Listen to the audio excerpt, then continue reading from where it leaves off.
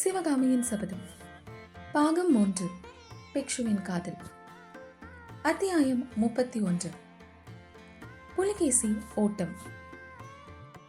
மாமல்லரும் பரஞ்சோதியும் ஆயனரின் அரண்ய வீட்டுக்கு எப்படி வந்து சேர்ந்தார்கள், என்ன மனோநிலையில் வந்து சேர்ந்தார்கள் என்பதை சற்று கவனிப்போம்.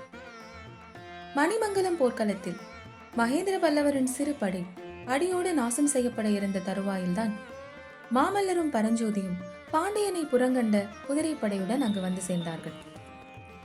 சற்று நேரத்துக்கெல்லாம் போர் நிலைமை அடியோடு மாறிவிட்டது. சலுக்க வீரர்கள் பின்வாங்கி ஓட ஆரம்பித்தனர். அவர்களை தொடர்ந்து போய் அடியோடு அழைத்துவிட்டு வர மாமல்லர் எண்ணிய சமயத்தில் போர்க்களத்தின் ஒரு மூலையில் மகேந்திர பல்லவர் மரண காயப்பட்டு கிடப்பதாக செய்தி கிடைத்தது.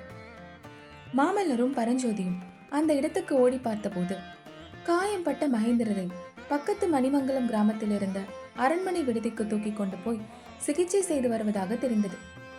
சிநேகிதர்கள் இருவரும் உடனே அந்த இடத்துக்கு சென்றார்கள். சிறிது நேரம் சிகிச்சைகள் செய்த பிற்பாடு மகேந்திரர் கண் திறந்து பார்த்தார். புதல்வனை கண்டதும் முதலில் அவருடைய முகத்தில் மகிழ்ச்சி தோன்றியது. மறுகணத்தில் மகிழ்ச்சி மாறி அளவற்ற வேதனையும் கவலையும் அந்த முகத்தில் பிரதிபலித்தன. மகனே, உனக்கு பெரிய துரோகம் செய்துவிட்டேன், என்னை மன்னிப்பாயா என்று அவருடைய உதடுகள் முணுமுணுத்தன. அப்பா, நீங்கள் கவலைப்பட வேண்டாம், நாங்கள் தான் சரியான சமயத்துக்கு வந்து சேர்ந்து விட்டோமே, சலுக்கர்கள் சிதறி ஓடுகிறார்கள் என்று மாமல்லர் சொல்லும் பொழுதே மகேந்திரர் நினைவை இழந்து விட்டார். மாமல்லரும் பரஞ்சோதியும் மகேந்திர சக்கரவர்த்தியை பத்திரமாக காஞ்சி நகருக்கு கொண்டு போக ஏற்பாடு செய்துவிட்டு போர்க்களத்தின் நிலைமையை ஆராய்ந்தார்கள். மகேந்திர பல்லவருடன் காஞ்சியிலிருந்து புறப்பட்டு வந்த சைனியத்தில் பெரும்பகுதி வீரர்கள் மணிமங்கலம் போர்க்களத்தில் வீர சொர்க்கம் புகுந்து விட்டதாக அறிந்தார்கள்.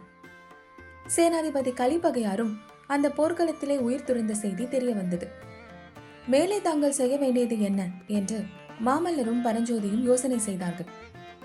காஞ்சி நகரை சுற்றிலும் இன்னும் பல இடங்களில் சலுக்க வீரர்களின் சிறு படைகள் ஆங்காங்கே கிராமங்களில் புகுந்து ஜனங்களை ஹிம்சித்துக் கொண்டிருப்பதாக அவர்களுக்கு தகவல் தெரிய வந்திருந்தது. எனவே அப்படிப்பட்ட கிராதக ராட்சதர்களை முதலில் ஒழித்து கிராமவாசிகளை காப்பாற்றுவதுதான் தங்களுடைய முதல் கடமை என்றும், காலாட்படையும் வந்து சேர்ந்த பிறகு புலிகேசியின் பெரும்படையை தொடர்ந்து போகலாம் என்றும் தீர்மானித்தார்கள். அவ்விதமே 3 நாட்கள் சுற்றி சுற்றி வந்து காஞ்சிக்கு கிழக்கிலும் தெற்கிலும் மேற்கிலும் சலுக்கர் படையே இல்லாமல் துவம்சம் செய்தார்கள். இதற்குள்ளாக காலாட்படையும் வந்து சேரவே மீண்டும் வடக்கு நோக்கி புறப்பட்டார்கள். காஞ்சிக்கு வடக்கே 3 காத தூரத்தில் சூரமாரம் என்னும் கிராமத்துக்கு அருகில் ஒரு பெரும் போர் நடந்தது. இங்கே சலுக்கர் படைக்கு தலைமை வகித்தவன் தளபதி சசாங்கன். இந்த சண்டையில் தளபதி சசாங்கனும் சலுக்க வீரர்களில் பெரும் பகுதியினரும் மாண்டார்கள். மற்றவர்கள் பின்வாங்கி சிதறி ஓடினார்கள். பல்லவர் படை அவர்களை துரத்தி கொண்டு வெள்ளாறு வரையில் சென்றது. தளபதி சசாங்கனை பின்னால் நிறுத்திவிட்டு புலிகேசி சக்கரவர்த்தி முன்னதாகவே வெள்ளாற்றை கடந்து போய்விட்டதாக மாமல்லரும் பரஞ்சோதியும் அறிந்தார்கள். மாமல்லர் வெள்ளாற்றையும் கடந்து அப்பால் புலிகேசியை துரத்தி கொண்டு போக விரும்பினார். கலிப்பகையின் மரணத்தினால் இப்போது பல்லவ சேனாதிபதியாகிவிட்ட பரஞ்சோதியார் அதற்கு ஒத்துக்கொள்ளவில்லை. பிரபு, சக்கரவர்த்தியை எந்த நிலைமையில் நாம் விட்டுவிட்டு வந்தோம், அது தங்களுக்கு நினைவில்லையா? அவரை அப்படி விட்டுவிட்டு நாம் நெடுகிலும் போய்கொண்டே இருப்பது நியாயமா? கலிப்பகையும் போர்க்களத்தில் காலமாகிவிட்டார். நாம் இல்லாத சமயத்தில் சக்கரவர்த்திக்கு ஏதாவது நேர்ந்து விட்டால் பல்லவராஜ்யம் என்ன கதியாவது? சலுக்கர்களால் சூறையாடப்பட்டும் ஹிம்சிக்கப்பட்டும் தவித்துக் கொண்டிருக்கும் கிராமவாசிகளின் கதி என்ன? அவர்களுக்கு அன்னவஸ்திரத்தை அளித்து காப்பாற்றும் கடமையை யார் நிறைவேற்றுவார்கள்? மதுரை பாண்டியன் மீண்டும் பல்லவராஜ்யத்தில் பிரவேசிக்க மாட்டான் என்பது என்ன நிச்சயம்? பிரபு, இதையெல்லாம் யோசித்து பார்த்துவிட்டு சொல்லுங்கள் என்றார் பரஞ்சோதி.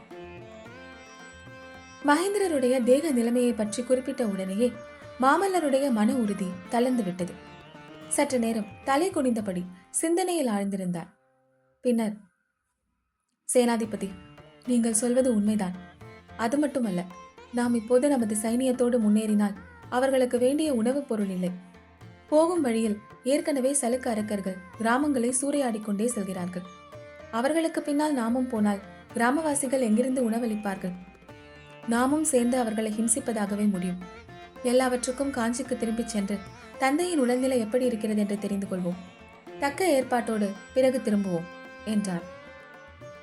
காஞ்சியை நோக்கி திரும்பி வரும்போது ஆங்காங்கே கிராமங்களில் சலுக்க வீரர்கள் செய்துள்ள அக்கிரமங்கள் அவர்களுடைய கவனத்தை கவர்ந்தன. ஊரூராக வீடுகளிலும் குடிசைகளிலும் வைக்கோல் போர்களிலும் அறுவடை காயத்தமாக இருந்த வயல்களிலும் சலுக்கர்கள் தீ வைத்திருந்தார்கள். எங்கே பார்த்தாலும் ஒரே சாம்பல் மயமாக இருந்தது. பல்லவ நாடே ஒரு பெரிய பயங்கர ஸ்மசான பூமியாக மாறிவிட்டதாக தோன்றியது. இன்னும் சில கிராமங்களில் வீடுகள் தீப்பற்றி எரிந்து கொண்டிருந்தன. ஆங்காங்கு ஜனங்களின் அழுகை குரல் எழுந்தது.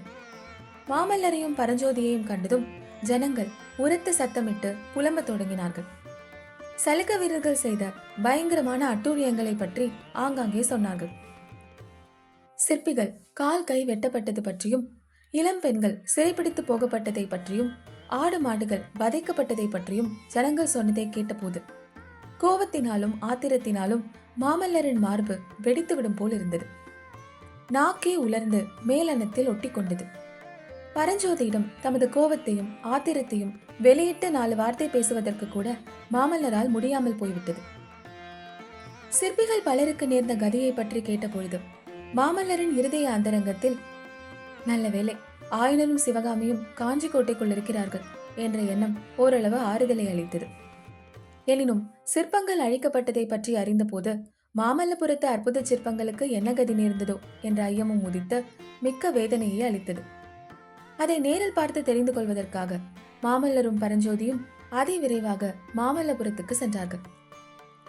அங்கே சிற்பங்களுக்கு அதிக சேதம் ஒன்றுமில்லை என்று தெரிந்து கொண்டு காஞ்சிக்கு பயணமானார்கள். மாமல்லபுரத்திலிருந்து காஞ்சிக்கு போகும் வழியில்தான் ஆயனரின் அரண்ய வீடும் இருந்தது. அந்த வீட்டையும் பார்க்க வேண்டும். அதிலிருந்த தெய்வீக நடன சிலைகளுக்கு ஒன்றும் சேதமில்லை என்பதை தெரிந்து கொள்ள வேண்டும் என்று மாமல்லர் விரும்பினார். ஆயனரின் வீட்டு வழியாக போவது காஞ்சிக்கு குறுக்கு வழியாகவும் இருந்தது. ஆயனர் வீட்டு வாசலுக்கு வந்ததும் கதவு திறந்திருப்பதை பார்த்தார்கள்.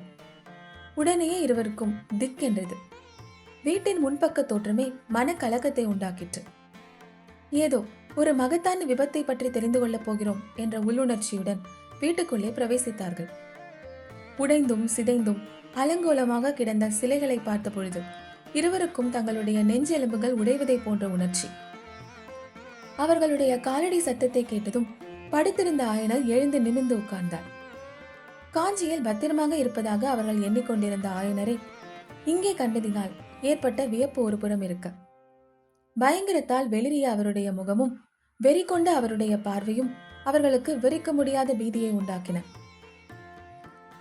என் சிவகாமி எங்கே என்று ஆயன சிற்பியார் கேட்டதும் மாமல்லருக்கு மலையே பெயர்ந்து தலையில் விழுந்து விட்டதை போல் இருந்தது.